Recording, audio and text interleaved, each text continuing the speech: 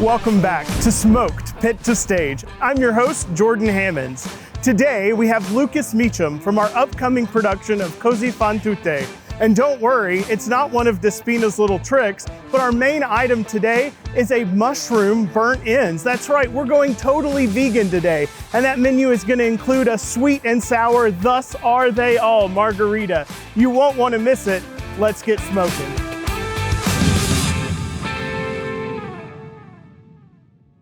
And we're back in our 5th floor office library. I'm so excited that we have Lucas Meacham, the Guglielmo, in our Così fan tutte production. And Lucas, welcome to the Windspear. Thanks, Jordan. Walked up 5 flights of steps. I'm hot, but I'm ready to do some Q. All right. So just starting off, one of the things I usually ask about is people's favorite barbecue dish. But specifically, I know that we're doing vegan food today, and so I wanted to start by asking you a little bit about your journey toward veganism. God, that's a great question. It's been a long and wonderful one, I have to say. It's probably the best thing I've ever done for myself. And it all came about when I had asked my wife to marry me, actually, and she said, if I'm gonna travel the world with you and you know, be with you full time, I need for you to have some life insurance. I need some insurance on this whole decision. And so I got my blood drawn, and it came back, I had very high cholesterol. So it was a health choice to go vegan at first because there's 0 cholesterol in a vegan diet. Right. And so after going vegan for about, honestly, I couldn't go cold turkey. I had a lot of meat substitutes, and then once a week we'd eat a cheese pizza. And eventually we forgot to eat our cheese pizza like a couple months in, and then we just never went back, you know? We just thought, well, I guess we don't need this anymore. And 5 months later, I'd lost 50 pounds, and my cholesterol is actually barely low, too low. And so they said, you know, you need a little cholesterol in your life. So that's a rare sort of thing to happen. So it literally, I flipped my health on its head, and I've been going strong ever since. That's amazing. So now that you're going strong, you've got that vegan diet, what is your favorite barbecue dish? Like, what are the things you like to eat?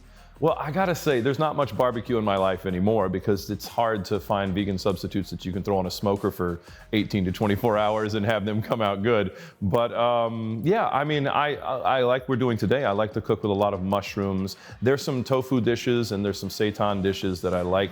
There's a restaurant in New York City that does amazing vegan barbecue ribs made out of seitan. It's called Willow, really pretty incredible. But for me, barbecue, it's about how you smoke it for sure, but the sauce does everything for me. I'm from North Carolina, so you give me a good vinegar sauce, and like I'm just gonna like anything I put on it. You know, I could put French fries, you know, and have vinegar sauce on it and think this is delicious. That's awesome.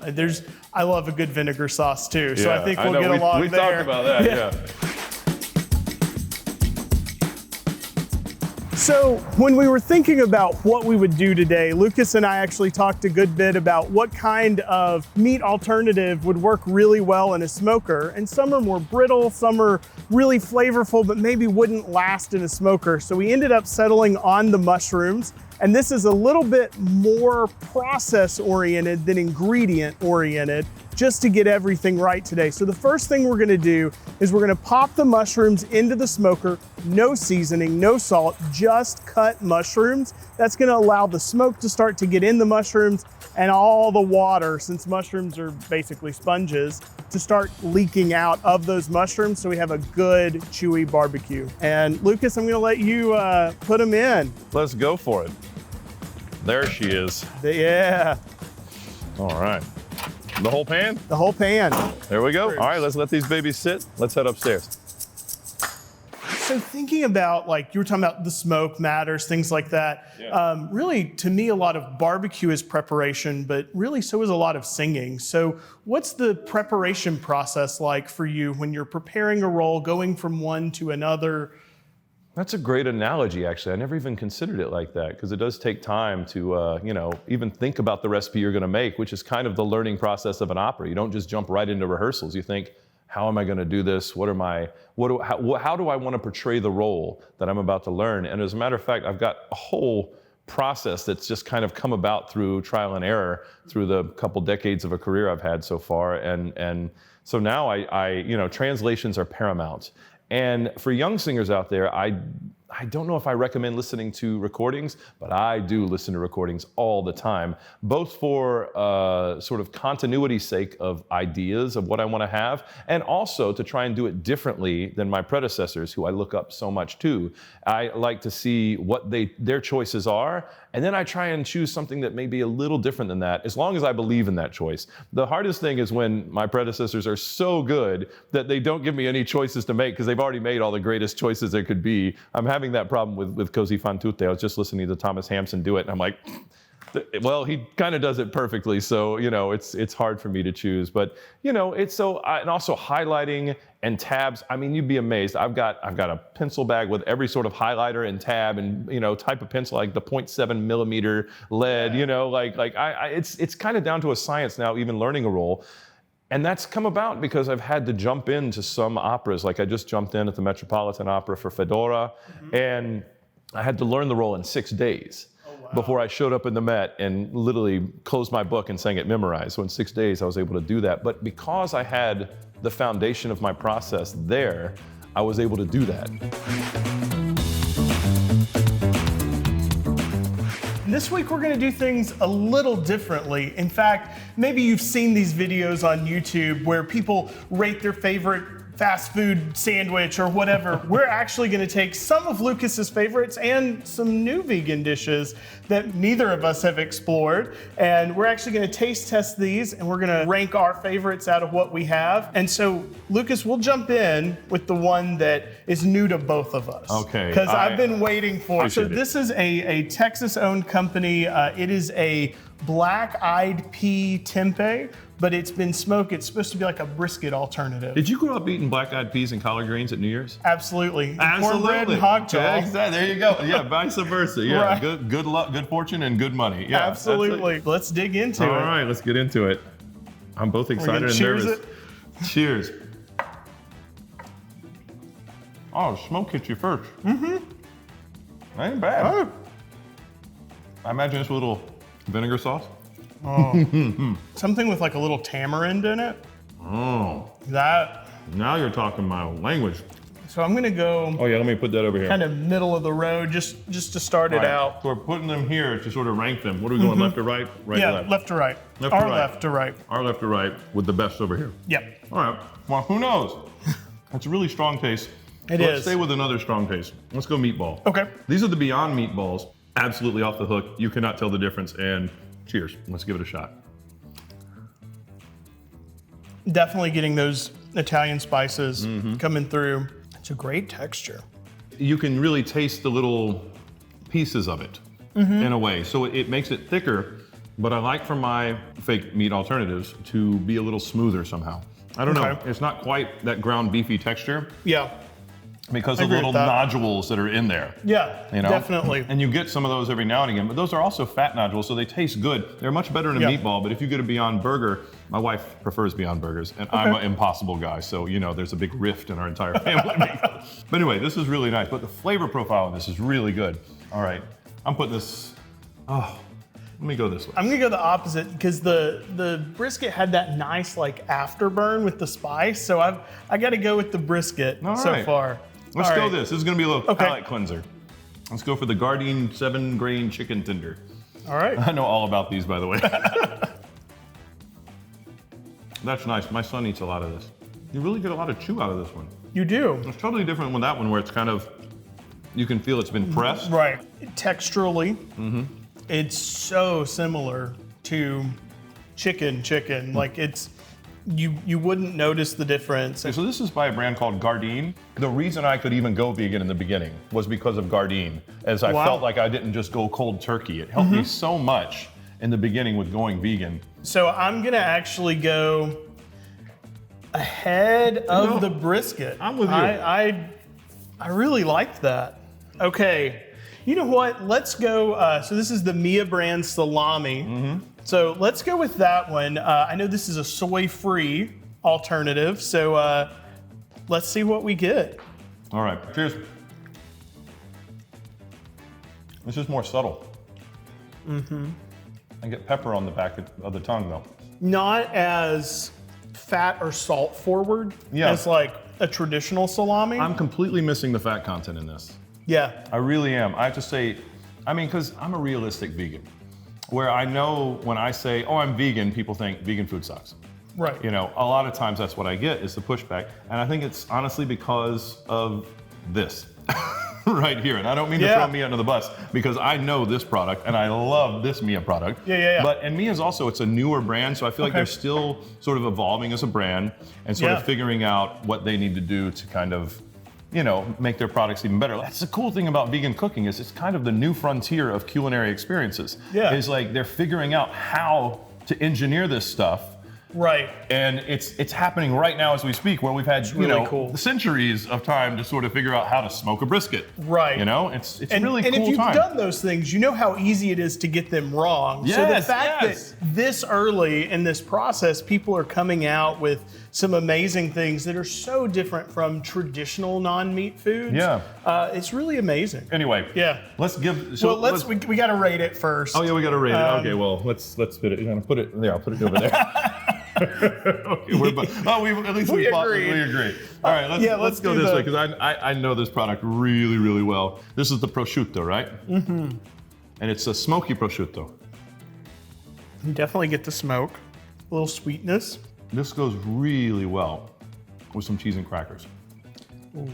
And I do this with a little bit of like apricot jam or something like that, and a little. In Paris, there's this great shop. They have a vegan blue cheese that'll just knock your socks off. And so anyway, I paired this with it at a party, and it was the first thing to go. And just to clarify, you do mean Paris, France, not Paris, Texas. Oh yeah, sorry, we are in Texas right now. No, the lesser Paris in France, you know. What do you think? I really like it. I would love a little more salt in it. Not that that would be the healthiest thing to add. No, you're absolutely right. A little more salt would be nice. So I'm actually gonna go right between these two. If I think about prosciutto, like prosciutto crudo in Italy, Parma ham, that sort of thing.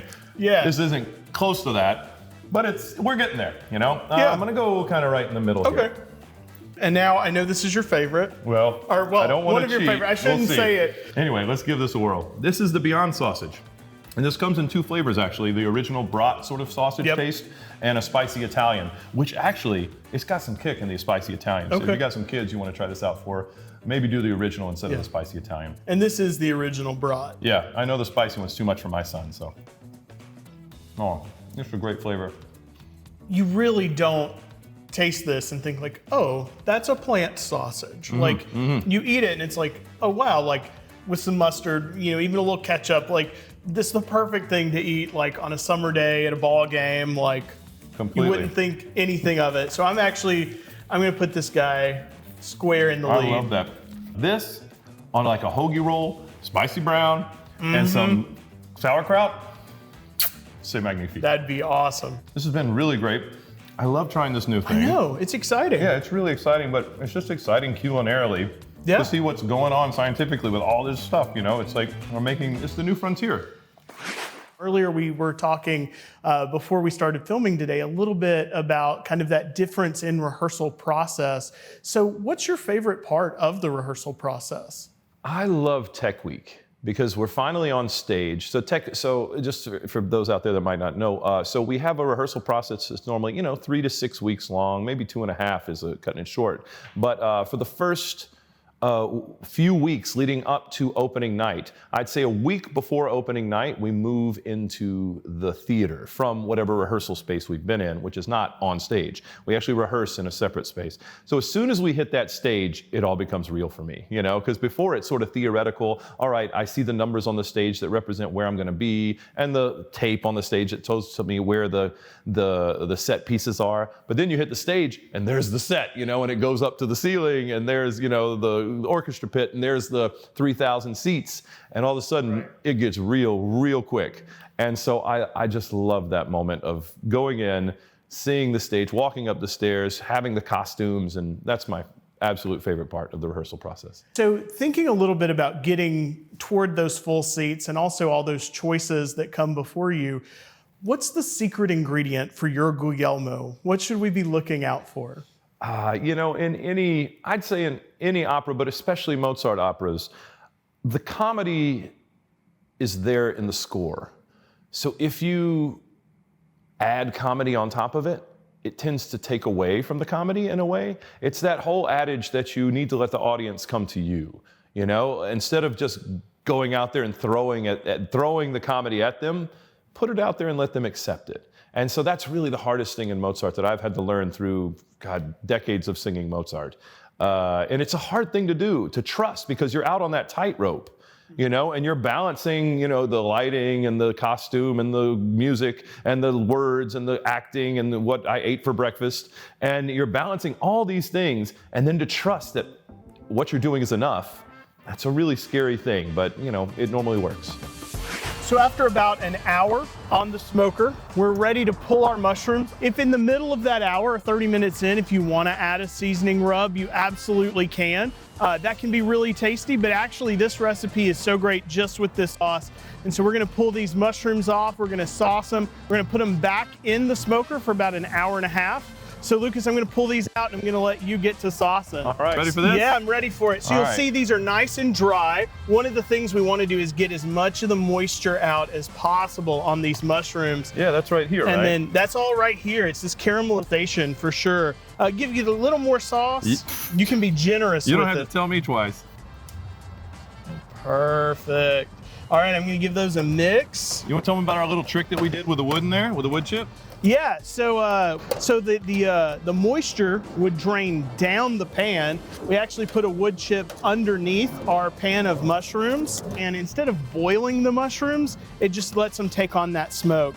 So now that we've got these mushrooms nice and mixed in our smoke, we're gonna go right back in the smoker, and about an hour and a half later, we'll come back, they'll be nice and caramelized, and we'll give them a try then.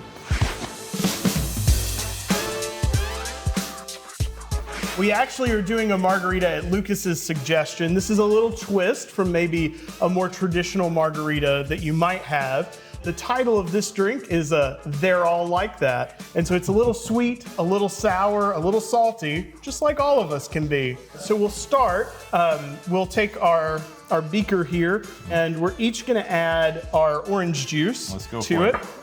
And I should add that They're All Like That is English for così fan tutte. So it's pretty on the dot. The next thing is, Lucas, if you'll add the agave nectar. All right, here we go. The whole thing? Do about half of that. Yeah, good idea. I actually really prefer a liquor forward margarita. Perfect. Let's go like that. Yeah, and then if you'll take the sweet and sour mix next. Yep, let me give that a whirl. That's about 2 ounces each, so 2 ounces a drink. Okay. And then we're gonna hit that with a ½ ounce each of lime juice. I'm not sniffing that. And then last but not least, a generous 1.5 ounces of tequila. Salud. Muy bien. And then we'll give that a stir.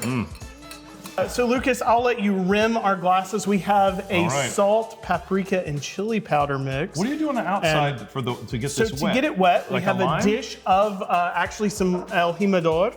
And so we're gonna roll that first in the tequila and then go into the salt. And another option for that, if you're just kind of winging it with margaritas, is you take a lime and you sort of squish it along the edge and pull it around, and it's really quite nice. But let's, yeah. It's like playing the water glasses. Exactly, or that instrument they play in horror films. Oh, the theremin. No, is it theremin? Yes. Yeah. Oh wow, that works really well. Look at that. You got that? Check it. Not so bad. And I'll let you glass. rim that one. Yeah, we ain't playing around this morning. Not at all. I feel like I'm going for a round of golf with these. Here we go. I mean, a little bit of that off it right is there. Texas. You gotta have everything bigger in Texas. Exactly, this is great. So we'll go ahead and do a little pour. I like on the rock, so if I don't make a huge mess. There we go. And then we have these Zotz candies. Now they're an Italian candy and they fizz up in your mouth. And so just like all the tricks that get played in Così fan tutte, we're gonna add a little trick. And when you get to it, you may feel some fizz in your drink from it. It will be a delightful little surprise, just like all the surprises in the show. Just like the women in our lives, spicy and sweet. That's what we like. Cheers. Damn, you kind of nailed that. Oh man, you know what I didn't think I was gonna like? Was the sweet and sour. because I prefer just straight up sour. You can let the agave do the sweetener, but it really works well on this, I have to say. It does. Oh, party time. Who brought the speaker? Thinking about Così fan tutte and this new production that will be here, whether I've seen Così fan tutte before or this is the first opera I've ever been to, what about this production, what about this opera should I be beating the door down to get into the opera house? Well, there's three factors. First of all, the music staff is incredible. They're preparing it so well. The directing staff is amazing, and the cast is amazing. So you're going to come and you're going to kind of just laugh your way through the evening. You're going to get to intermission. You're going to have your champagne, and you're going to have a delicious mushroom sandwich, and then a smoked mushroom sandwich, and then you're going to go back, and it's all going to be. It's just going to be a happy night at the opera. Now we're back out at the smoker, and we're gonna pull these off. We'll see what we've got. All right. So got that nice smoke as the coals are starting to dwindle. At that. And now we've got our mushroom burnt ends. Tell me we get to try this, Go right? for it. Oh my God. Absolutely. Dude, I'm really getting the sauce on the outside. Right. Oh, that's gonna be great. And when you put that slaw on top, it's gonna add back a little bit of juice. So when we serve this at the Wind Spear, it'll be in a sandwich with some slaw on the top. In addition, we're gonna have some of our very own barbecue sauce. This is a vegan barbecue sauce, and we're gonna throw that recipe up on the screen now.